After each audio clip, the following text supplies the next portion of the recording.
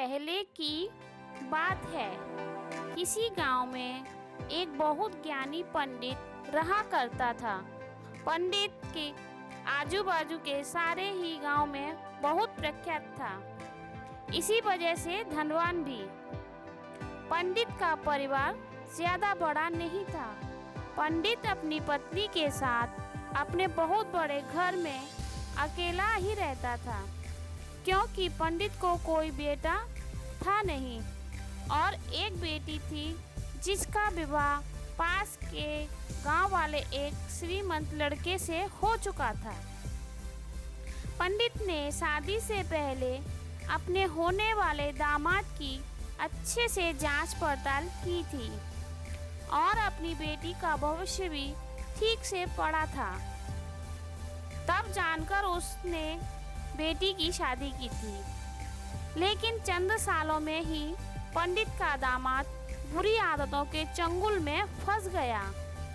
जुआ और शराब की बुरी लत ने उन्हें सड़क पर लाकर रख दिया था।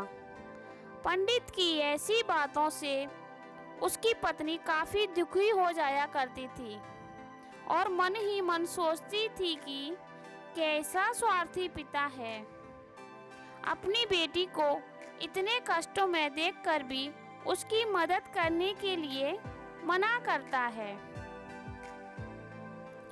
आखिर भगवान ने जो इतना सारा धन धान्य दिया है उसका क्या करेंगे? हमें कोई और औलाद भी तो है नहीं, ले देकर एक यही बेटी है और उसके लिए भी कुछ नहीं करेंगे तो किसके लिए करेंगे?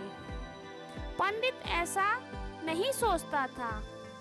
ऐसा नहीं था कि पंडित अपनी पुत्री से प्रेम नहीं करता था, लेकिन उसने अपनी पुत्री की कुंडली इतने अच्छे से पढ़ी थी और वह यह पहले से ही जानता था कि वह यह भी जानता था कि वह चाहे किसी भी लड़के से शादी करती, लेकिन उसके जीवन में यह समय आने ही वाला था और बिना इसके भुगते उसको छुटकारा नहीं मिलने वाला था।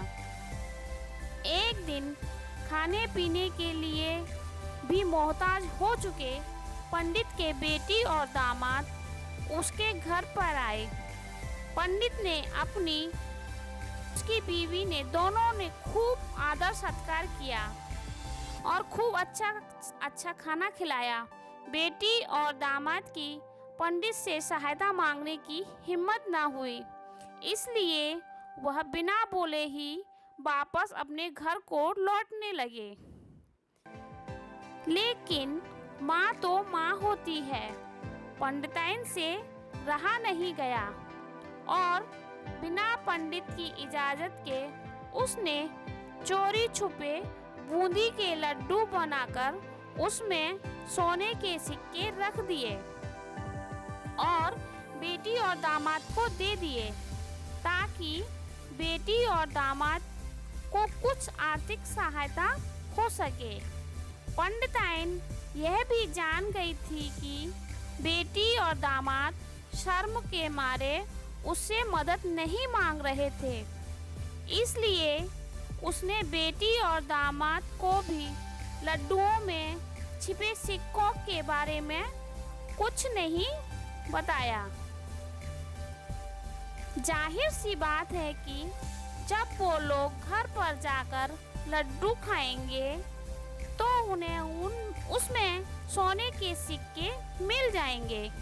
इस तरह बिना मांगे उनके पास मेरी मदद पहुंच जाएगी।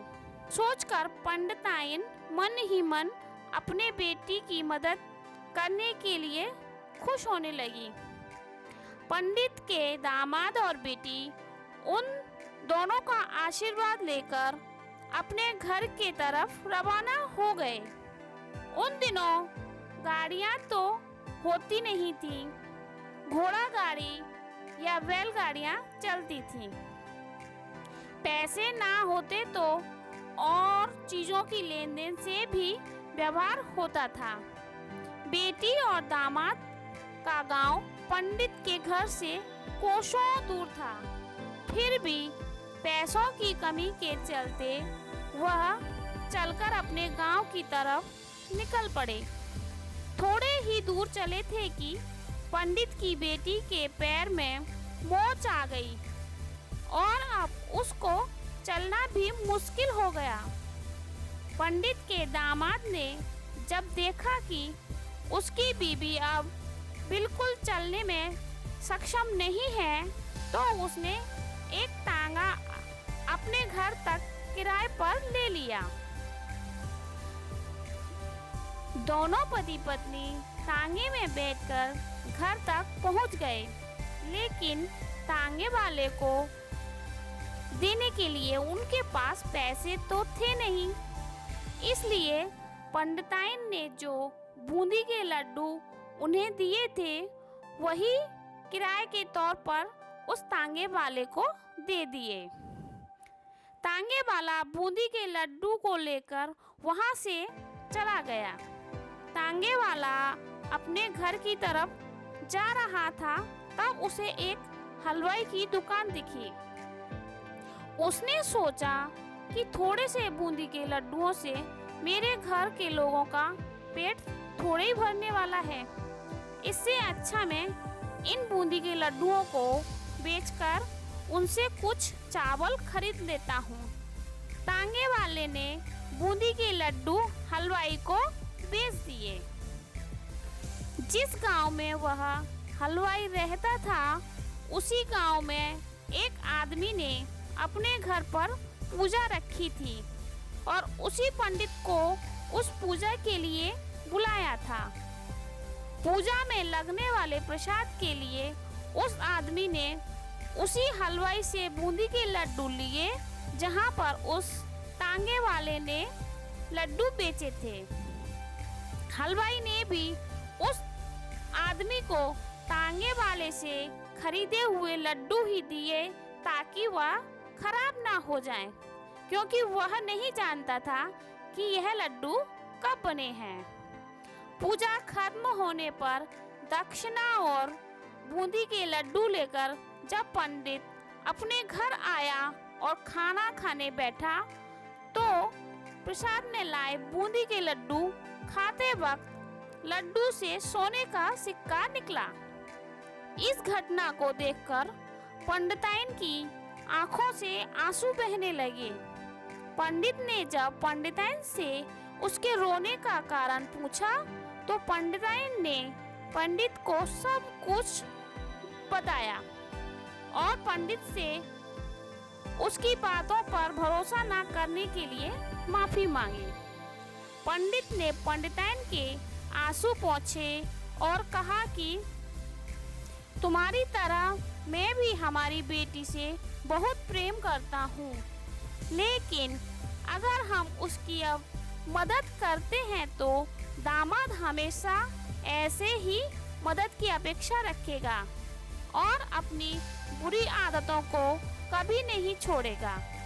पंडिताइन भी अब पंडित की बातों से सहमत हो गई। 2-3 महीने बीत गए। पंडित के दामाद और बेटी फिर से एक बार उसके घर आए।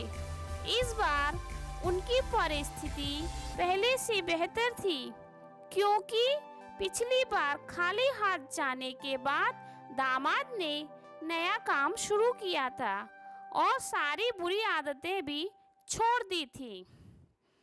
दोस्तों, नसीब का लिखा नहीं बदलता। यह कहानी आपको कैसी लगी? क्या आप भी नसीब पर भरोसा रखते हैं या फिर उन लोगों में से हैं जो अपना नसीब खुद अपने हाथों से लिखना चाहते हैं?